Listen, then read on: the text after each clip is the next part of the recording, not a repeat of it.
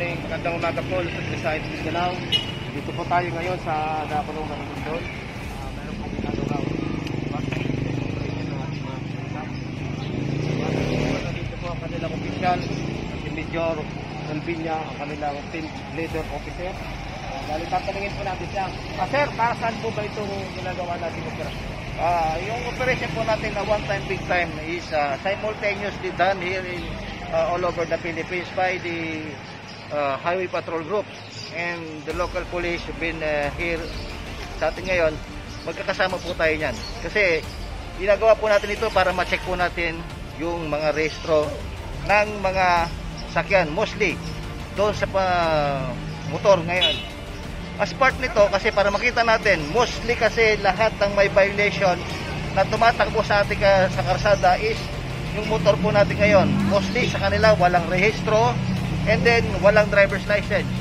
As a safeguard, as a highway patrol po, i-maintain po natin yung safe ng motorist dito sa ating karsada. Yun po yung ating ginagawa po ngayon. Ano po ba ang ating mga bibigyan na paalala sa ating mga kababayan?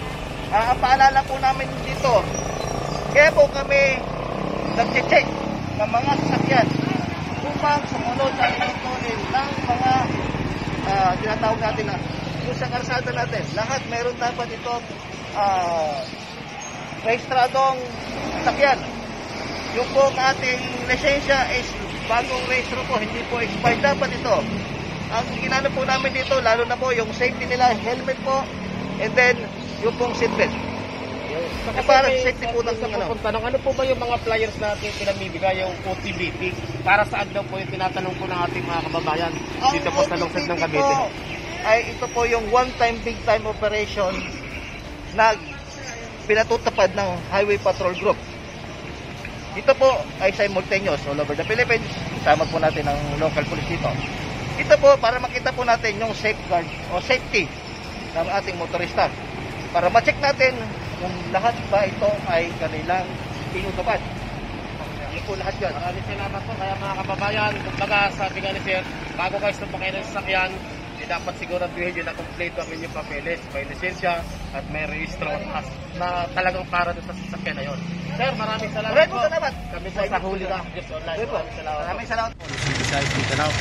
Dito po tayo ngayon sa bayan ng Maragondon, Cavite. Nandito po ang ating mga kapulisan, ang Highway Patrol Group, ang SPG, at ang kanilang mga kasama po ay ang mga FCCW, riders at ngayon po ay ating interview ng kanilang chairman ng FCCW. Sir, magandang umaga po. Kumusta naman po kayo? Okay naman po, sir. Kayo po ang chairman ng FCCW Task Force. Bangor. Yes, sir. Ano po ba ang mga ginagawa ng FCCW? Tumutulong po tayo sa like HPG, local police, LGUs, kung ano yung itutulong natin para sa bayan. Yun po yung goal ng mission and vision ng aming grupo. Ayan, napaganda po pala ng kanilang ginagawa. Tumutulong sila sa ating mga kapulisan. Ngayon sir, ano ba yung maibibigay na mensahe sa ating mga kababayan o paalala? Lalong-lalo na sa ating mga motorista. Ingat po, doble ingat sa panahon ngayon, sa dami ng nagdidisgrasya. Huwag pong magmamaneho ng nakainom or inaantok, lalo-lalo na pagsamba po ng sasakyan, mapamotor, papasasakyan. Is kailangan po alam natin lahat ng pwedeng like license o RCR. Then pag sa motor naman, helmet, proper attire. Yun lang po, simple pero dapat lagi nating tatandaan kasi yun yung magiging part ng life natin na isang pagkakamali, pwede tayo madisgrasya, pwede tayo mawala or mapilayan. Yun lang po yung masasabi. Madalas po ba kayo kasama sa one time, big time operation ng HPG dito sa Cavite? Yes po, with proper coordinated po kami lagi na natutuwa kami, nagtitiwala ng pang HPG and yung mga tropa na HPG Force Multiplier, is lagi po kami magkakasama. Ayan, dito po tayo ngayon sa Maragondon. Ito po, narinig natin ang ating panayam ng ating kausap. Napaganda ng kanyang mensahe na talagang dapat, kumbaga bago sumampa ng sasakyan, dapat sigurado kompleto ang papeles.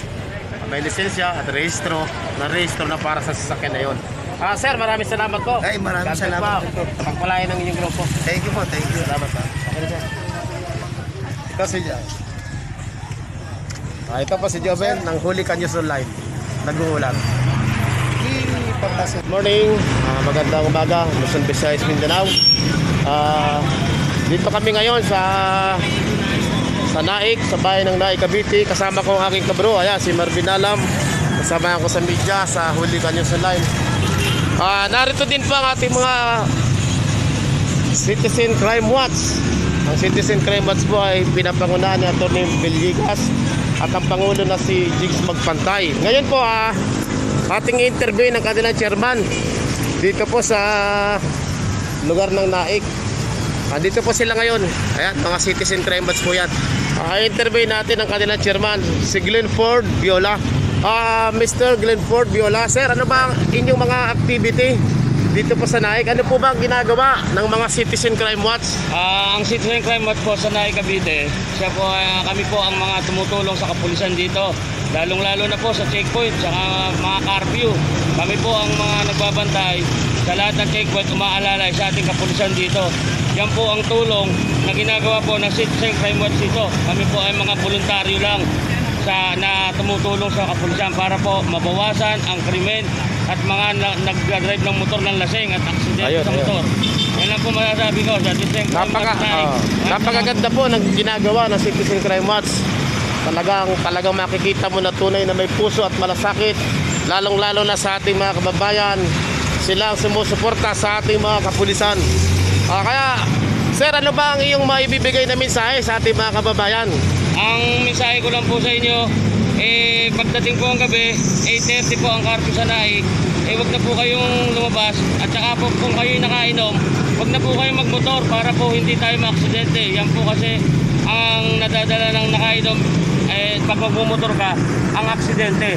Ayan, at tama maaari po. pa rin po tayo mamatay pagka tayo na-aksidente sa motor. Yan lang po masasabi ko, mag-ingat po tayo. Ayan, tama po, narinig niyo po ang paalala ng kanilang chairman ng Naik. Talagang yung mga naglalasing, kumbaga ika nga bago sumampa ng sasakyan, kailangan kumpletuhin ang requirement. Lalo na yung lasing. Ayan po sila, nandito po sila. Ngayon po inaantay din nila ang ating mga kasamahan sa Highway Patrol Group sa kwartel. Sa EMO sila po yung going na ngayon sa gagawin nilang operasyon. Mabuhay po si CW. Ayan po, ito po si Joven ng Huli Ka News Online. Ayan, si Marvinala, mga aking kabro. Ayan po, mabuhay po si Citizen Crime Watch Naik chapter, at sa lahat ng chapter, mabuhay po kayong lahat. Pagpalain tayo ng Panginoon. God bless all.